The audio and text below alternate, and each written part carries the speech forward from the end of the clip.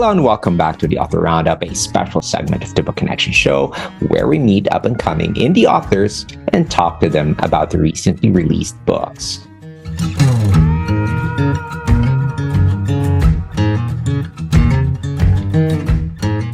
Welcome back to the Author Roundup. This is Ray Walters.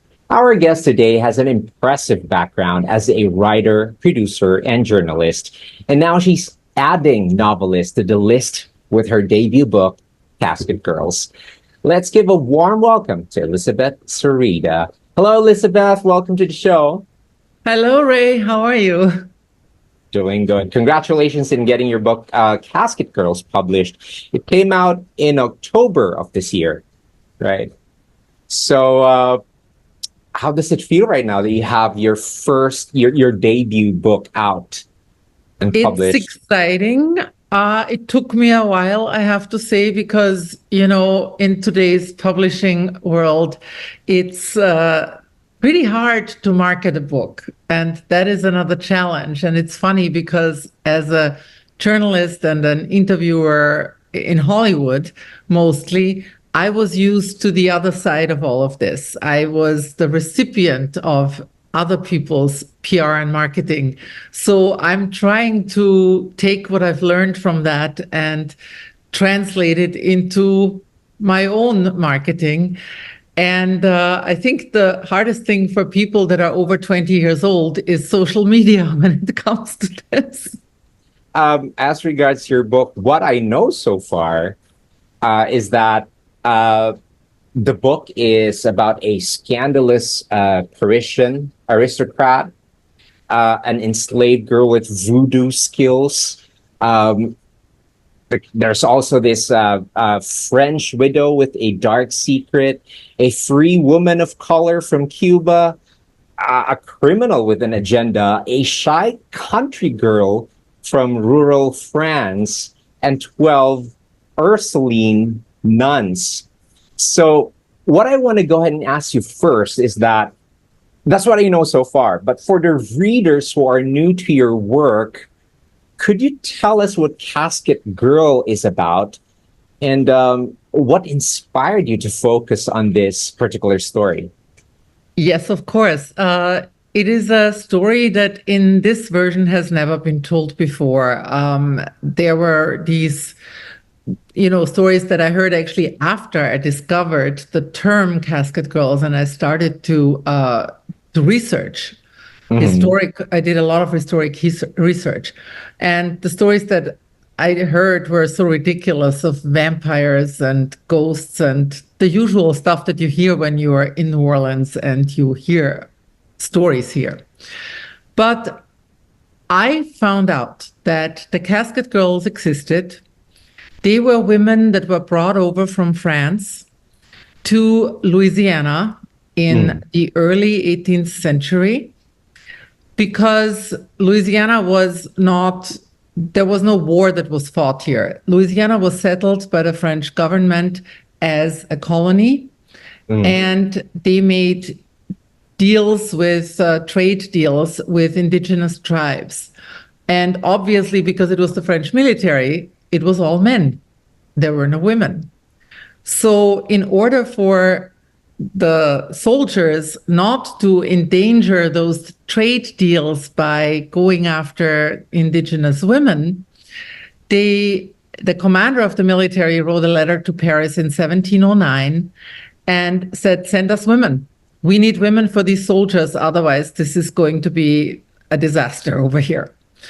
And obviously, no good family in Paris would send their daughter to what was a godforsaken swamp at the end of the world to them with a 4 to 6 months sea voyage.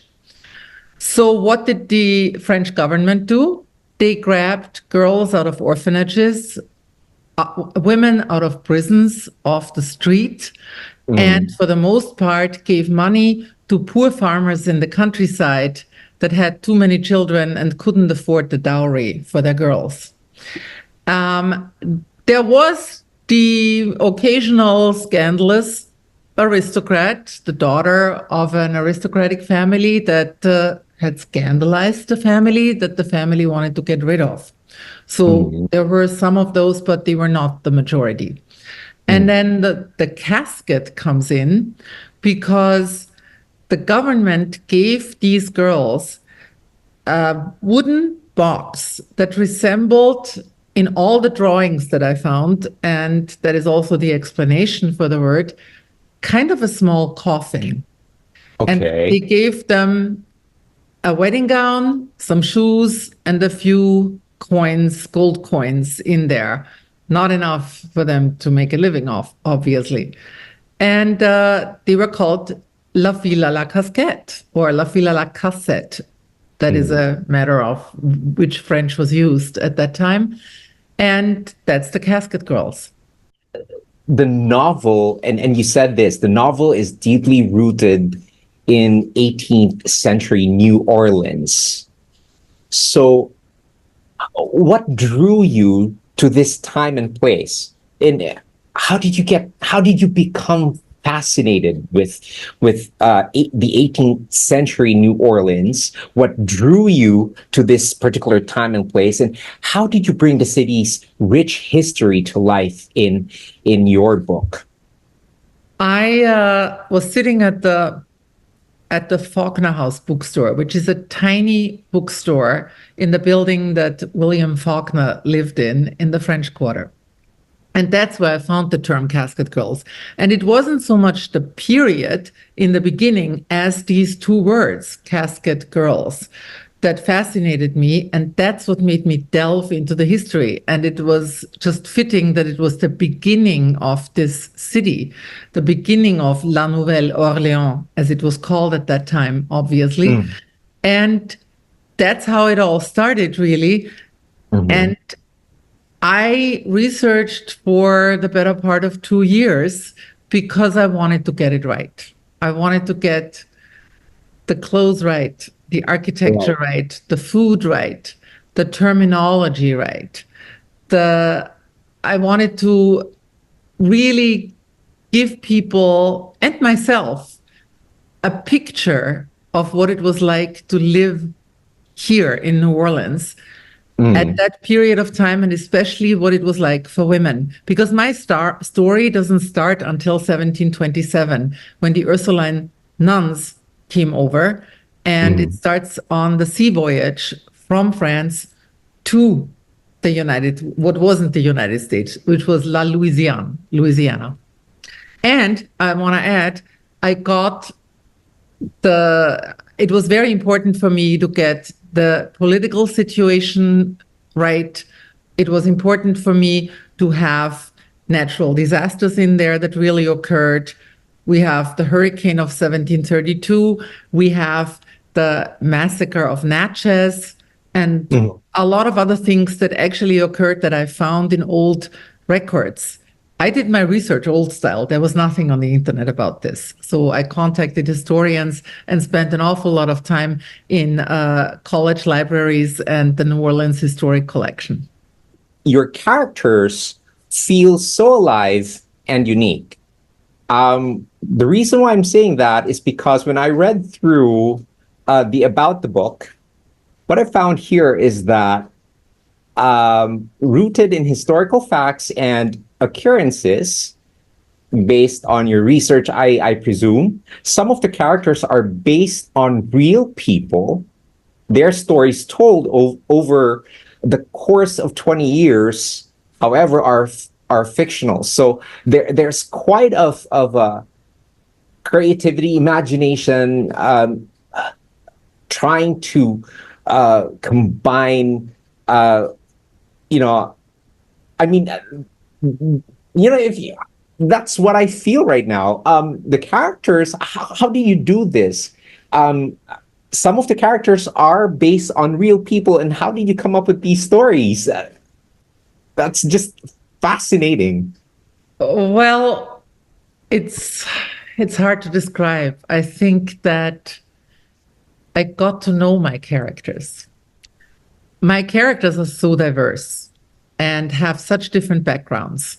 So we have, on one hand, the aristocrat from Paris. We have, on the other hand, an enslaved girl that is brought over from Saint-Domingue, which is today's Haiti. And we have everything in between. And I don't think I'm going to do a spoiler here if I say Yes, that don't. Please in don't. my mind, because it's not even in the book, it's just insinuated. But this is for the next two books that I'm writing. Okay. Okay. For instance, the girl, Sulime. I found that name when I researched the ancestry of New Orleans' most famous voodoo queen, Marie Laveau.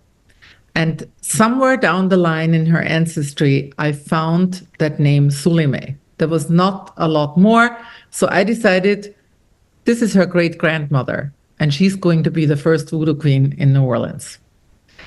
And then I found in census records all these interesting things about women in New Orleans, that if a woman owned property, she could vote, she could divorce her husband, and she could run a business, and she could own property. So the widow with the big secret, and by the way, they all have big secrets.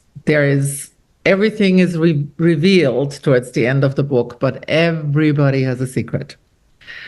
And the widow, especially, is a modern woman. And these women existed in New Orleans. And I was fascinated by that because they did not exist in the Anglo-American part of America.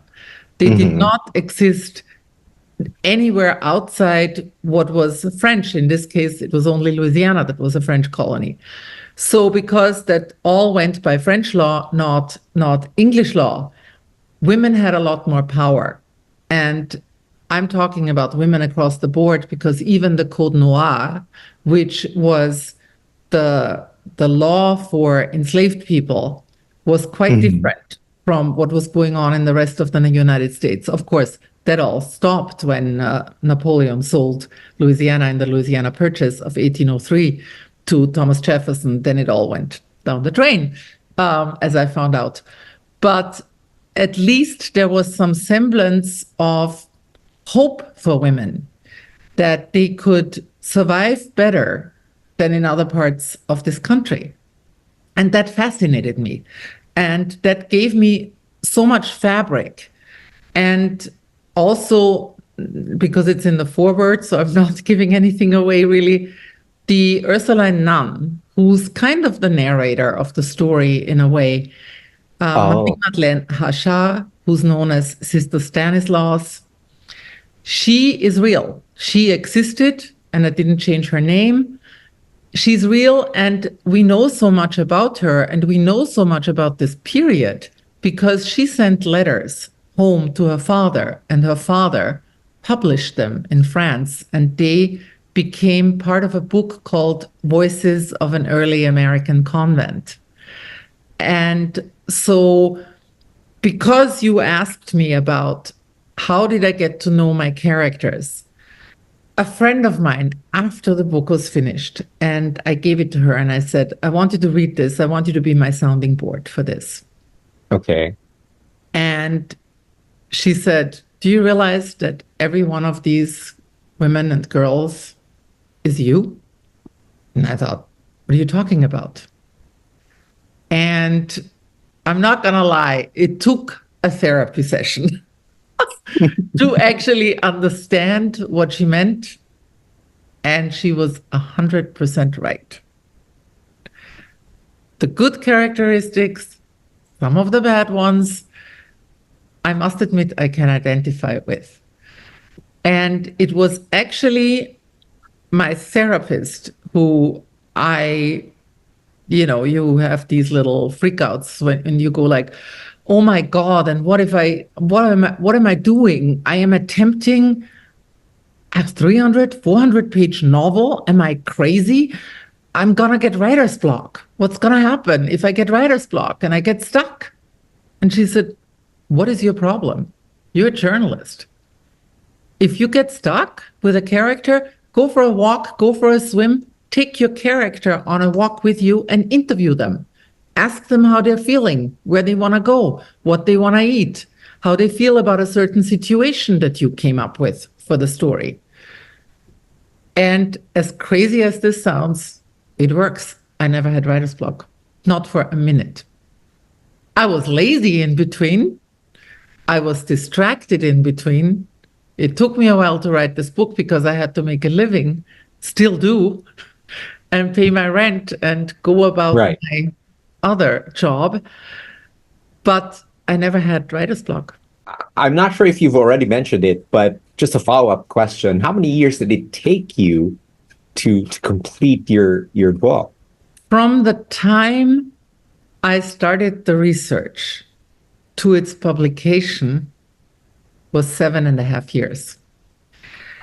And I'll never do it this way. And hopefully I will never have to do it this way again. I've learned a lot about the process. And one of the things is this novel better sell because I want to sit down and not be distracted by a day job. I want to just concentrate on my next book and do it a little faster. Religion, in your book, religion plays a significant role in the novel, and particularly the influence of the Ursuline nuns in Catholic traditions. So, how did you approach portraying the spiritual lives of your characters? I have to say, I was born and raised in Vienna, Austria, which is a very Catholic country. So I was raised Catholic. I am not a practicing Catholic. I have a very critical view of organized religion, but I've always been interested in the things that all religions and all pagan religions also have in common. And so that part was kind of easy. I grew up knowing that the Ursulines were always known as the deal makers of all the orders, which is also insinuated in my book. They make a lot of deals with the Jesuits who brought them over, who asked them to come over to, and this is historically correct, they asked them to come over for the sole purpose of opening a military hospital. The Ursuline nuns had no intention of opening a military hospital. They wanted to open a school for girls, for women of all colors and all social classes. And that's what they did. And the way they got around not opening, they eventually did open a military hospital, but it took them, this wasn't their first priority. They wanted to make sure that women were educated. And when the Jesuits didn't give them any money for medical supplies and even a building to house a hospital, they were like, okay, well, you're not giving us any money, so we're going to open a school instead. The Jesuits didn't like that at all because the Jesuits were fighting with another male order, the Capuchins. And everybody wanted to be first to open a boys' school. And because they were fighting, they didn't get there. So there was a girls' school in New Orleans long before there was a boys' school, which led to this really stunning statistic that because the Ursulines opened the school in 1728, the women and girls from the enslaved to the aristocrat, and again, everybody in between, could read and write. And 73% of the female population of New Orleans by 1750 was reading and writing. Only 22% of the men. So women were powerful. They ran their father's businesses, their brother's businesses, their husband's businesses. And because unless a family was so rich that they sent their son back to Paris or brought in a tutor from France, they didn't get the education. And then, of course, the pagan rituals, all this other stuff, the voodoo has always fascinated me because I learned very early on through, being interested in it that voodoo isn't black magic. It can be, but so Mm-hmm. can Catholicism, really, if you look at it Mm-hmm. correctly. And it was a healing. It wasn't even a religion. It was a pagan tradition that came out of West Africa, then Mm-hmm. went from West Africa to islands like Saint Domingue and had its different forms. But the interesting thing was that I found out is that all the practicing voodoo queens and priests and priestesses were Catholics. They went to church on Sunday and practiced their traditions and their own religion, if you want to call it that, the rest of the time. And it was for the most part, it was to heal people. Here, even in New Orleans, when you go on a voodoo tour, a good guide will tell you, well, there's a difference between what we call voodoo and what we call hoodoo. The hoodoo is what people sell you on the street and not what really is behind all of it. Okay, so you have voodoo and hoodoo. I guess Okay. that's a newer thing. They call that, these people that just want to take your money and like, oh, I'll give you a clairvoyant reading and, Yeah, yeah. that. That's nice And stuff. it's going to cost you $10. If anything that costs $10 is probably not worth your time. All right. Um, the story involves elements of survival, betrayal, and unexpected alliances. As you said, all the characters had their own secrets. And what central message do you hope readers take away from the struggles your characters endure? I think in that sense, my story is very modern. Mm-hmm. It's really about women who have to survive, mostly manage to survive, and some that even get to the point of thriving. And isn't that what we all aspire to? Not just women, but also men. Mm-hmm. We don't just want to live in this paradigm of survival. We want to thrive. We want to be free of fear. We want to be free of heartache. We want to be free of financial burdens. And that has not changed through the ages. Yes. And I hope that my readers can feel empowered after reading my book, in a sense. Not all characters survive or survive well. Okay. But Okay. that's life too. True. But most of them do, if I can say that, if I can give that away. Most of them do, and most of them elevate themselves. And it speaks to the strength of these people that, and I say men and women, but of course the book is about women mostly. And I hope it inspires people to see, you know Mm. what? And because a lot of this is historically correct, I hope it inspires people to think, okay, if they could do it in the 18th century, maybe I'll be able to do it in the 21st. Right. True. Or maybe it would also inspire them to visit Louisiana, New Orleans, right? In that really is fascinating. Um, Can I just add to this? I yes, go hope ahead. I hope that the readers of my book that are not from here and don't live here, or even have been here before and done the Bourbon Street stupidity and the usual stuff that is associated with the town I live in and that I love dearly. But it gives them a chance to visit New Orleans and see the other side of it, the deeper side, the more interesting side. Yes, the historical side of New Orleans, instead of just doing Mardi Gras. Mardi Gras are good. They're great. One of the attractions, yeah. But there's this deeper historical side of New Orleans, and I think it will make people appreciate what they're trying to enjoy. Like if they're just visiting there for the Mardi Gras, it will also help them understand why there's this activity going on, why these festivities, what does the local think about these things, and it could probably be one of the takeaways of your readers. Um, and I'm just only speaking for myself because whenever I read books, the usual reason I read books is that I want to be whisked away somewhere.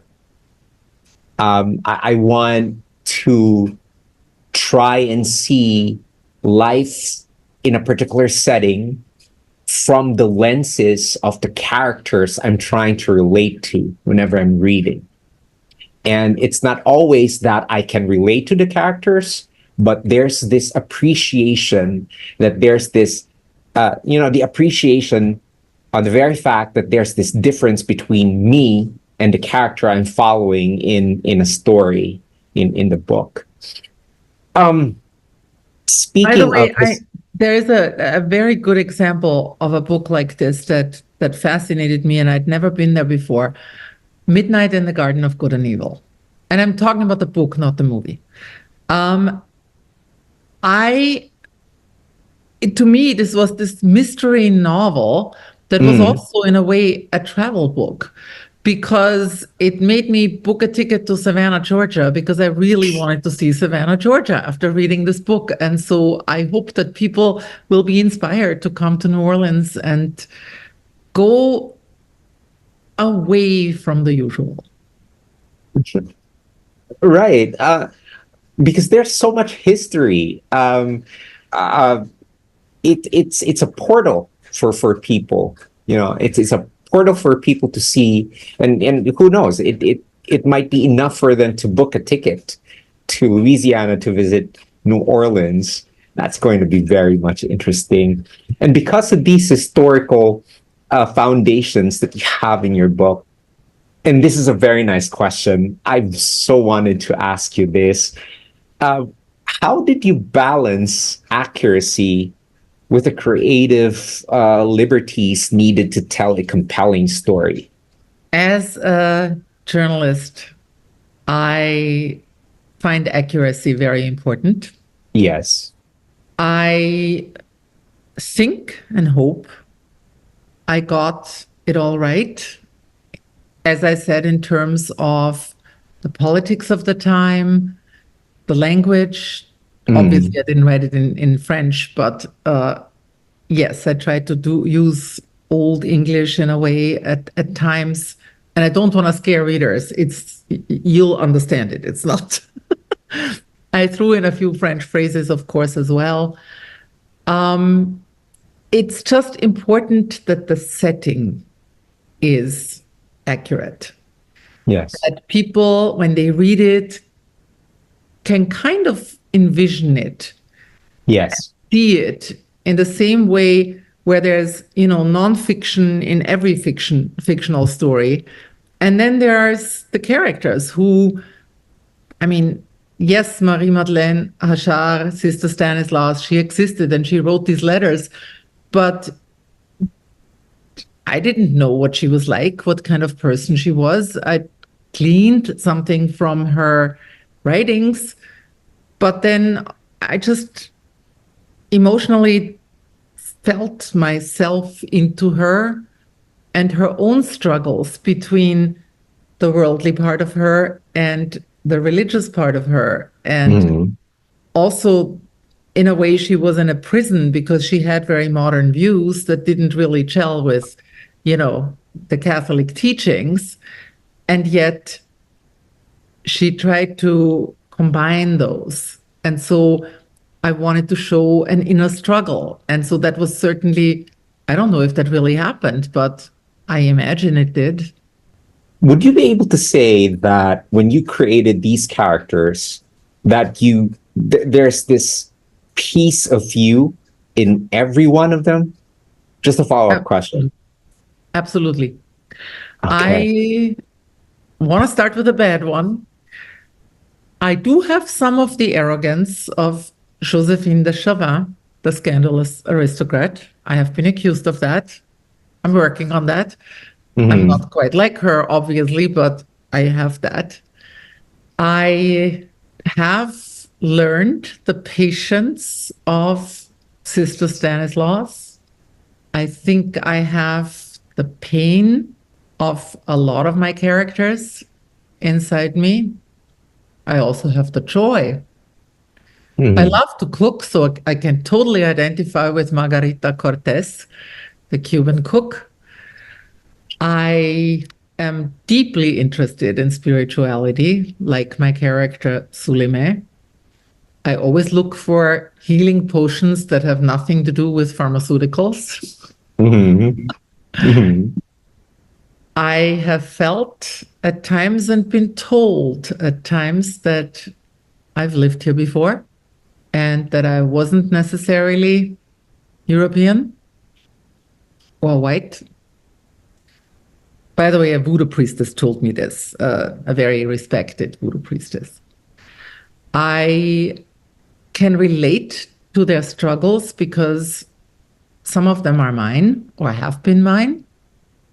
In a way, I guess you could call it channeling. And I've always believed that channeling is not just trying to understand someone deeply, it is going back in your own self and digging up stuff that you may have subconsciously, or if you believe in that, in another lifetime experienced.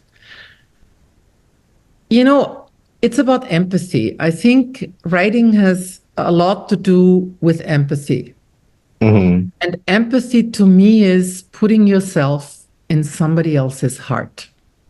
Still on the topic of characters in your book, New Orleans itself almost feels like a character in what you've written.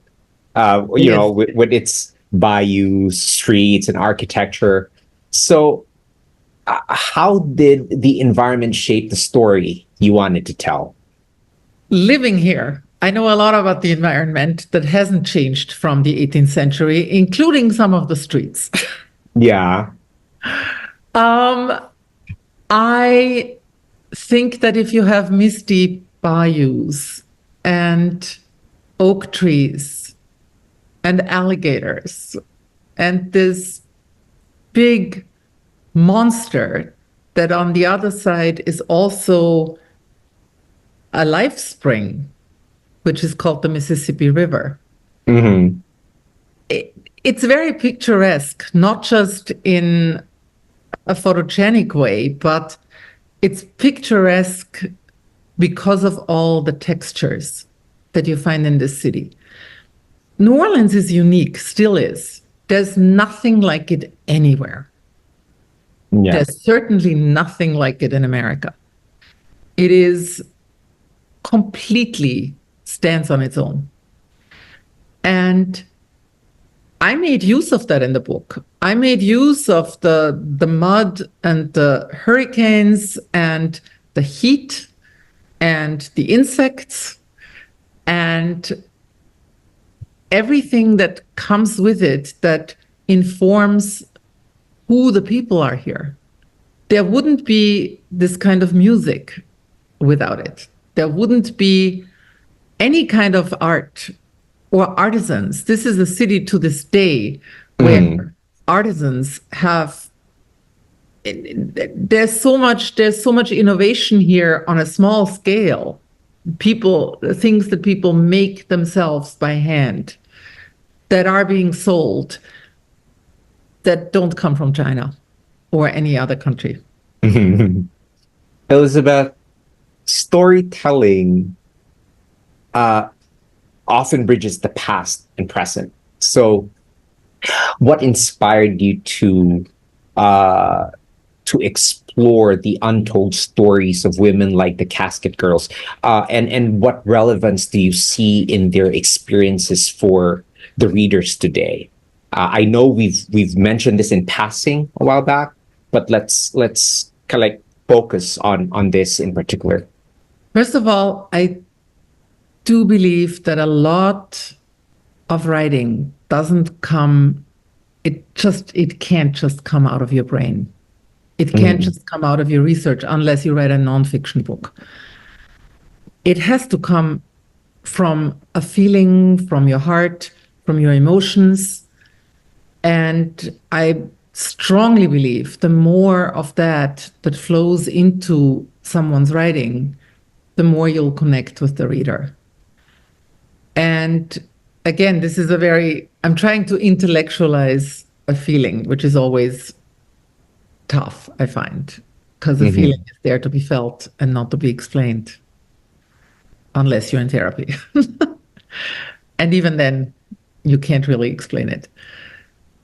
I hope that my readers take from it, as I've mentioned before, see this place that I'm writing about in a different light and be interested enough to visit it and go off the beaten path. And the characters are flawed human beings, like we all are. And some of them do questionable things. Let's call it Mm, that. I hope that one of the messages, and by the way, I'm not sure that any piece of art should really necessarily have a message because the message is different for anyone that reads it, looks at it, or experiences it. mhm, But if there is a message, then it is that yes, we can overcome. Yes, we can forgive. Forgiveness is really important. Yes, we can live together despite our seeming differences that may not really be differences because we're all human beings. mhm. And that we try to enjoy and celebrate our differences. I think that is a very important topic that I hope I bridged because of how different my characters are and how they are open enough to get to know each other. Well, some of them are. Most of them are. Not everybody, Right. but most of them. And how much more it can elevate us and our lives if we do that. Let's talk about the many facets that can be found in this novel that you have written. Uh, we're talking about suspense, uh, romance, and moments of high drama. So, which aspects of the story came most naturally to you as a writer? As a fan of anything that has to do with crime, I admit it, I still watch Law and Order on television. But this is a procedural, but I've always liked thrillers and I've always liked secrets in people that can be discovered or should be discovered. And I think that I was a little nervous about this in the beginning. I thought I want to make my characters interesting. I want to give them Mm, secrets. Obviously, they all have secrets, but how do I reveal that? I'm throwing out these red herrings throughout the book. How do I bring it all together at the end? So I was nervous about that. But in the end, right. that actually came really naturally. And part of it was that I as I said before, I took my characters on a walk and asked them, how did you hide this? How did you get away with this? How did you feel about this? And then it just fell into place like pieces of a puzzle. Okay. My biggest struggle, I'm going to be totally honest, my biggest struggle, and I think every writer can agree on that, are the rewrites. I went off on a tangent. I worked with a developmental editor for a little bit, and I went off into the completely wrong direction and had to throw it all out and start over. So that was my biggest struggle. Okay. So you've mentioned that Casket Girls is the first book. And it's going to be a trilogy, correct? A At trilogy. least So in my head, yes, it's a uh, trilogy. okay. So uh, what can readers look forward to in the next installments? So far, what we have, well, it's for us to find out what these secrets are. You've talked about secrets, and each character in your book has secrets, and it's part of the climax, knowing what these secrets are, being unraveled. How do they unravel stuff? So that's as a reader, if I'm going to look into the next installment, what's in store for me? I'm not going to lie, I'm not sure yet. But I tell you this much. I would like to follow the descendants of my characters and some of my characters that are young enough in this book or are children in this book, in Casket Girls, into the Spanish period. The Spanish Okay. period is from 1763 to 1803. Well, actually 1800, because it reverts back to France. Louisiana reverted back to France for 3 years before Napoleon was tired of it because he was fighting wars on every side and really didn't want to deal with this colony in Hmm. on another continent. So he sold it to Thomas Jefferson. And that would be then my third book where I take their descendants into the period after the Louisiana Purchase, into America, antebellum America. And that's when Marie Laveau would come in. And the famous voodoo queen that is the Right. great granddaughter of Sulime, for instance. And of course, there were still aristocrats here, but there were a lot of other people here too. And it became this complete mixture. So I am very much looking forward to doing the research now. I've started to do the research on the Spanish period and then on the next period. I think what's going to be very interesting is that you've already shed a light uh, on some of what's going to happen. Uh, so it's keeping me very much interested. You said this earlier. You said that most of them will survive.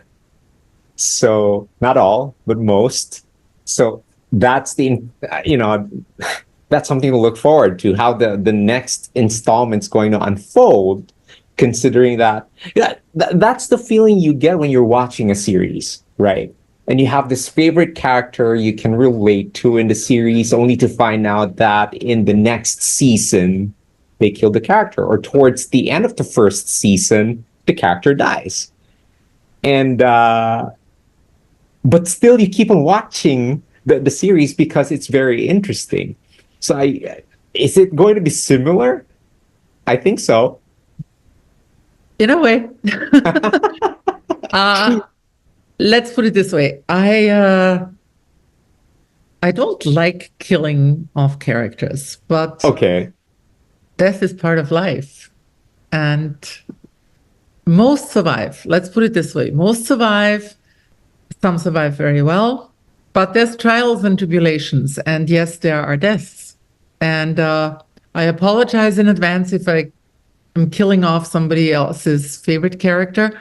I have noticed that from the comments that I get from readers, that everybody has a different favorite character, which I guess is great.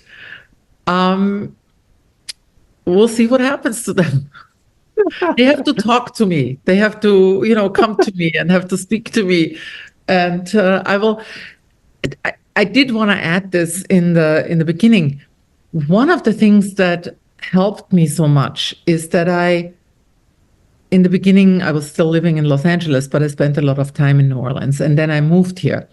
And I think going to the actual locations of my story and walking those streets and sitting under those oaks and experiencing the same food really helped me create those characters and really informed them and the depth of the story way more than if I had just been sitting on a beach in the Caribbean. And by the way, I don't think you can write on a beach in the Caribbean. At least I couldn't. I'm not sure. I'm trying to imagine myself being in one of the beaches in the Caribbean. I'd probably be mesmerized by the turquoise blue waters. Exactly. Right. Right. But I think it's going to be relaxing if you're having this writer's block. I think it's also going to be a really good break for you. Right. Well, I think that every writer has a process. And, when I was young, I even met him once. I would listen to Charles Bukowski talking about that, by the way, this is not completely true as it turned out, but he was telling everybody that he was writing after he got drunk at a bar at night. Mm-hmm. I can't write at night. My process was get up at 6:30 in the morning, meditate, do my exercise, and be at my desk by 8.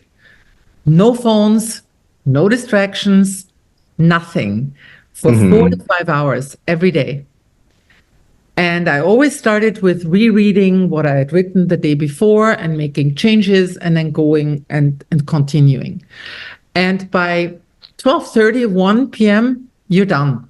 If you really work without distraction, 4.5, 5 hours. Even Albert Einstein didn't work more than 4 or 5 hours a day because you can't.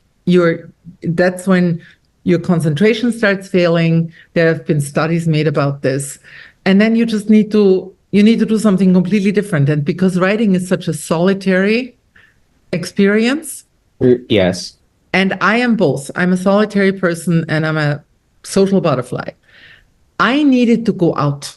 I needed to go see people. I needed to do more research maybe, but interact with people.